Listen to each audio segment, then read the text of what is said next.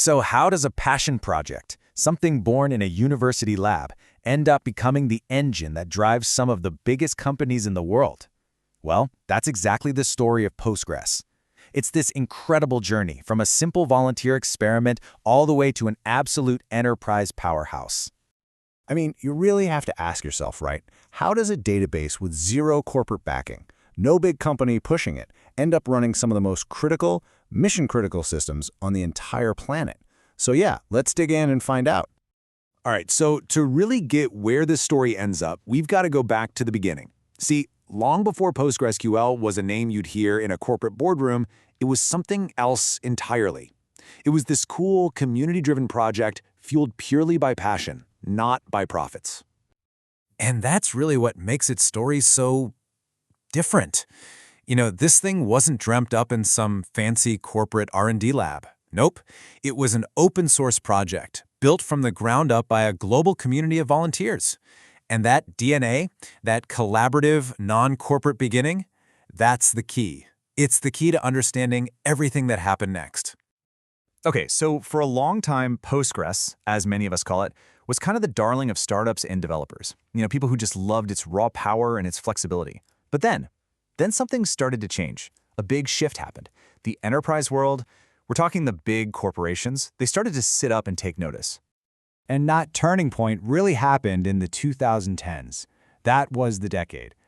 What started as just a little trickle of corporate interest, it quickly turned into a flood. The momentum just kept building and building through the middle of the decade, and by the end of it, PostgreSQL wasn't just some alternative anymore. It was a mainstream go-to choice for serious business. And just so we're clear, we're not talking about small businesses here. We are talking about banks, the ones managing your financial transactions. We're talking about governments handling super sensitive citizen data, and healthcare providers responsible for all our patient records. These are incredibly high-stakes industries, and they were betting their most important mission-critical systems on this open-source database. Think about that for a second. So why? Why did they make this huge shift? Well, this perspective from a CIO really just nails it. Big companies, they need three things: rock-solid reliability, top-notch security, and the ability to scale up. PostgreSQL delivered on all three fronts, but it had a killer advantage. No more of those expensive, painful licensing headaches you get with the traditional vendors. But look, making that kind of leap, it takes more than just being a great database that happens to be free. Postgres had to prove without a doubt that it was something a massive corporation could bet the farm on. It had to build trust, real enterprise-grade trust. And it pulled this off in two really fundamental ways. First, the technology itself just grew up. It matured and became truly enterprise-grade. And second, and this is so important, a whole professional support system grew up right alongside it. That part was absolutely crucial for building confidence in the corporate world. So, let's talk about that tech maturation first. Postgres started adding the heavy-duty features that big organizations absolutely demand. Things like native replication, which keeps your data safe, table partitioning for when you're dealing with just massive amounts of data, and of course, really robust security features. Plus, its power could be extended. You had tools like PostGIS, which made it a total beast for complex geospatial data. The stuff that powers all our mapping and location-based services. And I really can't stress this next part enough. This piece of the puzzle is huge. Just imagine you're a CIO at a Fortune 500 company. The idea that you can just pick up the phone and get professional, dedicated support from a company like EnterpriseDB or Crunchy Data, that's a total game changer. It takes all the risk off the table. It was the ultimate reassurance that this community project had serious professional muscle behind it. So, now you've got the two key ingredients, right? You've got the mature, powerful technology, and you have a professional ecosystem ready to back it up. The stage was perfectly set for the final act of this whole transformation. PostgreSQL was about to become a true global standard.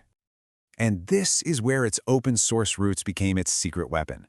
See, for years, big companies were just tired of what's called vendor lock-in, that feeling of being trapped by a single, super expensive supplier, stuck with their rigid contracts and crazy price hikes. PostgreSQL offered the exact opposite: freedom. Its transparency meant you weren't chained to one company's agenda. You were finally in control. There's this quote from a technology historian that I think just perfectly captures how big of a deal this was. This wasn't just a win for a single database. No, it was this powerful, real-world proof that an open-source project could evolve to not just compete with, but in many cases actually surpass the biggest, most established players in the entire industry.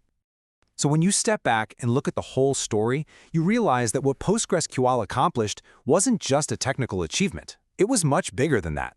It fundamentally changed what its role was in the entire business world. It really grew beyond its origins. It became so much more than just a piece of technology. Because it was powering systems across practically every industry you can think of, from the tiny startups to the Fortune 500 giants, it became a fundamental building block, a real cornerstone of the modern economy. And all of this leaves us with a really fascinating question to think about. If a project driven entirely by volunteers can achieve this incredible level of trust and become so deeply integrated into our world, what does that signal for the future of open source in the enterprise? What's the next big thing? What comes next?